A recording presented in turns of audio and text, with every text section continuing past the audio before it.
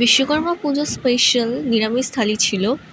তো মেনুতে ছিল সাদা ঝরঝরে ভাত, উচ্ছে ভাজা, কাঁচকলা ভাজা মুচমুচে। এদিকে একটা স্পেশাল যে মেনু ছিল সেটা হচ্ছে ছানা ভাপা। খুবই সুন্দর ছিল, মানে আমার এডিট করতে করতে এখন জিভে জল চলে আসছে, মানে এতটাই টেস্টি ছিল। আর উচ্ছে ভাজা দিয়ে ভাত খেতে তো আমার হেভি লাগে।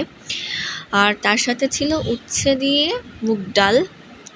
আর এদিকে আমি আর লোভ সামলাতে না পারে, মানে যেহেতু নতুন রেসিপি ছিল, মা নতুন রেসিপি করেছিল, এটা ট্রাই করেছিল, তাই আমি আগেই লোভ না সামলাতে পেরে একটু খেয়ে নিয়েছিলাম।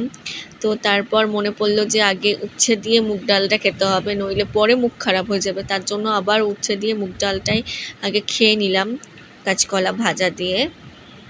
তো ভালোই লাগছিলো খেতে। আর নিরামিষ খেতে আমার ভালোই লাগে আমিষের তুলনায়।